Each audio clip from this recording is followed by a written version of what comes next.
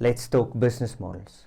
What's the one thing every business model must have that most entrepreneurs neglect or don't even include in their business model?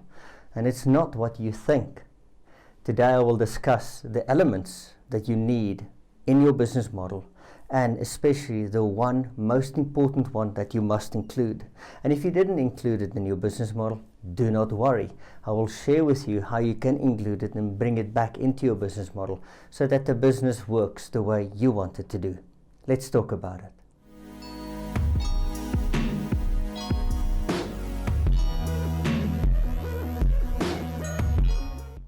Hi, I'm Willem Gous from The Human Entrepreneur. I keep entrepreneurs in the game through my Life Design for Business Owners process.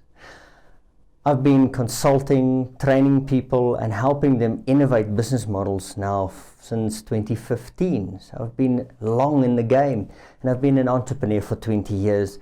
And I found that you need three elements in your business model, but the one most important one, most people simply leave out.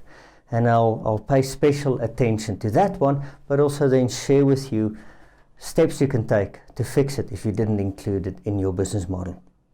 Number one, you need a working business model. What is that? A working business model creates value for a customer, then it delivers that value to the customer, and it extracts value from the customer. Extraction value sounds fairly vicious, but it's just a fancy way of saying making money out of your customer. If it creates the value but it can't get the value to your customers, it'll fall flat.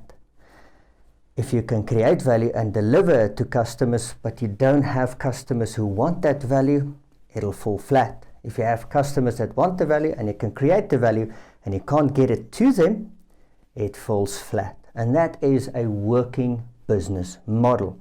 Create value, deliver it to your customers, and extract value from them. Number two, the business model needs to be scalable beyond yourself. What do I mean by that? If you are the person who creates the value, delivers the value, guess what? Eventually you will run out of capacity and you will fall flat and burn out, like most business owners do and entrepreneurs that I see. Look at the life and working conditions of a typical business owner, and you see they didn't design a business model that's scalable beyond themselves. If they're sick, no business happens. If you take them out, this whole castle that they built up over 10, 20 years just collapses without them. That means the business should be able to function without it. It plays into work on your business, not in your business. But the point is, if it's never designed to be scalable outside of your capabilities, it'll never happen. And now we get to the third and most important part. Number three, the most important thing that every business model should have and must have, but most people don't include it. It's you, the entrepreneur. If the business model does not include you, what's the use of it? Let me explain. What the speakers, trainers and books forget to tell you is that entrepreneurship was never designed to look after your needs, only the needs of the customer. Let me explain it from this perspective, using an analogy, using a relationship. Imagine you go into a new relationship. You know what this person wants, what makes them happy and what their needs are. And you take your time, money and attention, giving it to them. But you never tell them what your needs are. How would that relationship be? One-sided. One person even mentioned it'll be abusive. And that's the whole thing. When you look at your business model, you need to pay attention to the following things. So if you missed this part in your business and you're stuck and you're working yourself to death and you think, damn, why did I start this business? I don't want to even go to it anymore. Pay attention to these points. Okay, so I'm going to talk about 3 points that you can, and actions that you can take to bring this element into your business model.